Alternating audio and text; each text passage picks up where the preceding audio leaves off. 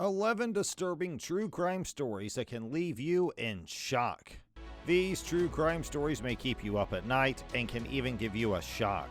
Some of the most horrifying true crime stories come from killers, rapists, and arsonists who do terrible things over and over again. However, there are some crimes with odd, unpleasant behavior that may keep you from ever sleeping again.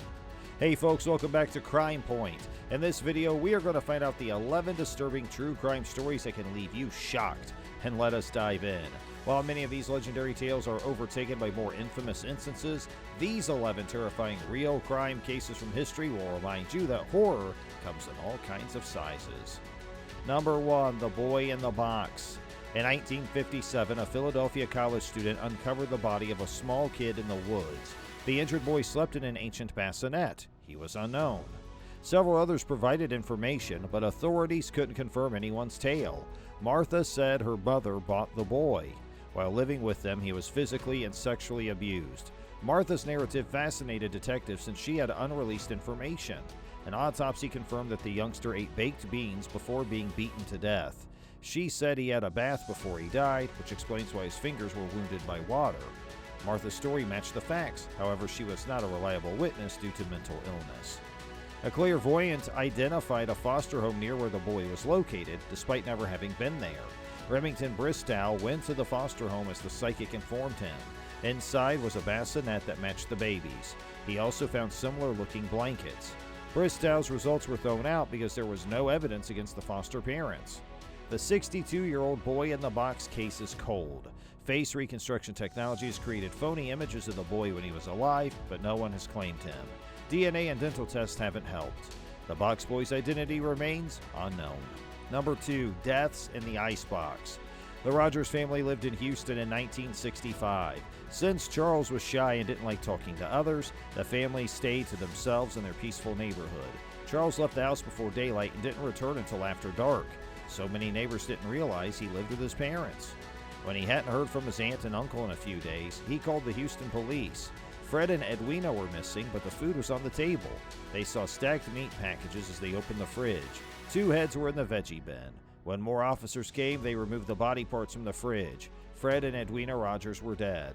Edwina was beaten and shot, while Fred was injured in the head.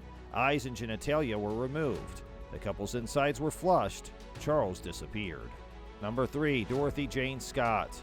In 1980, Dorothy Jane Scott received threatening calls at work. She was a single mother of a toddler who didn't think much of the calls until a demonic voice instructed her to look outdoors. Her windshield had a dead rose. The stalker who had her number alternated between expressing love and threatening violence.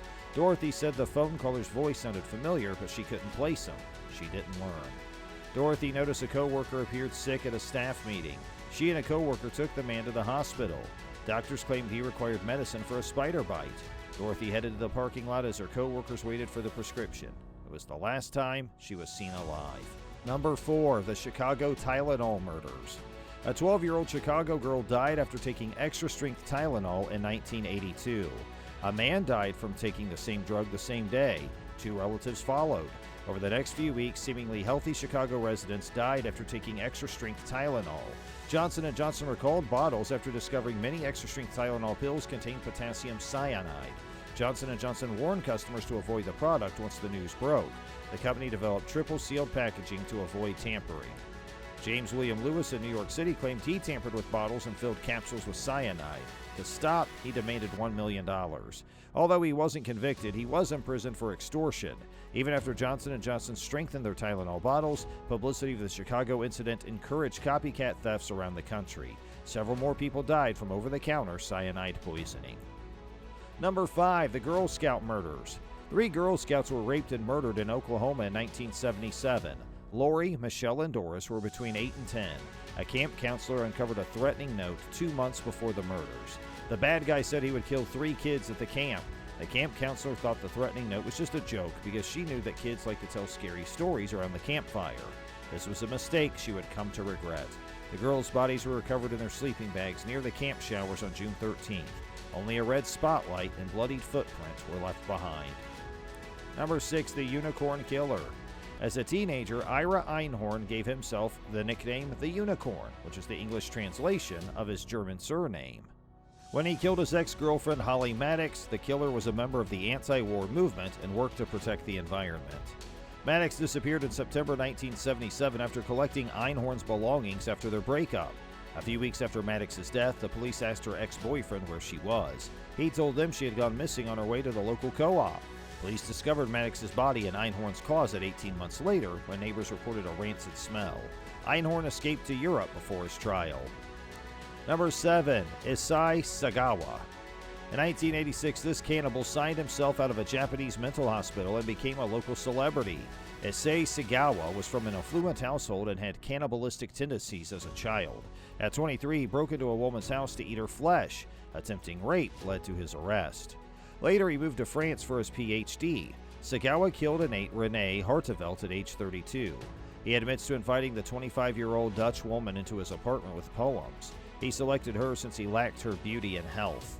After shooting her, he ate her body for over 2 days. He tried to dump her body with 2 suitcases of body parts into a lake in the Bois de Boulogne, but he was captured.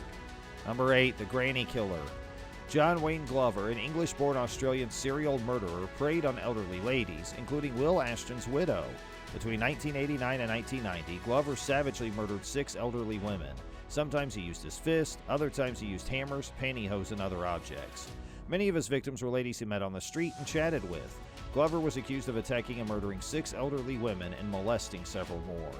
A psychologist testified at Glover's trial that he was sane but had a serious personality disorder, which may or may not be related to his troubled relationships with his mother and mother-in-law. Glover murdered himself in prison in 2005 after being convicted. He gave his last guest a drawing of 2 trees 9 days before he died.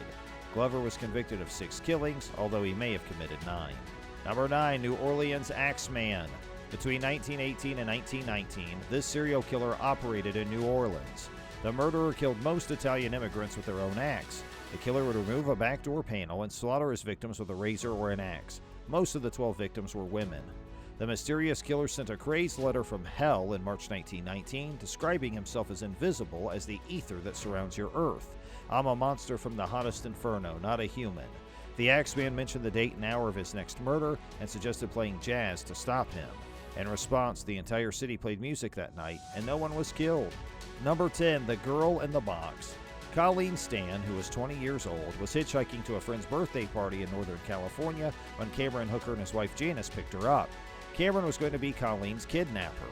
Colleen spent 7 years in a box with no light, sound, or fresh air, convinced by the Hookers that a mysterious organization would kill her and her family if she didn't obey.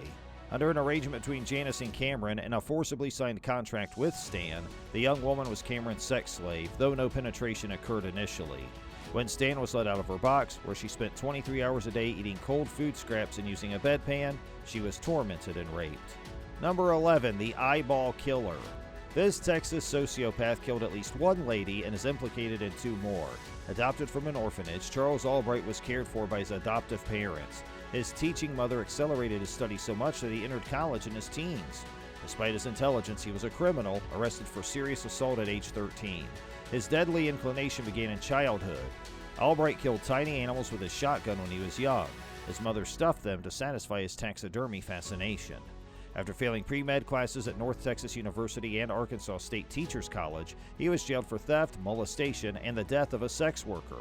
Police suspected him of at least 3 additional killings. His victims were left naked on a public street. Their eyes were removed surgically after being shot in the head. And that brings us to the end of this video. Feel free to let us know what you think about it. And if you like this video, please leave a like and subscribe to our channel for more things. Thank you for watching, and we'll see you in the next one.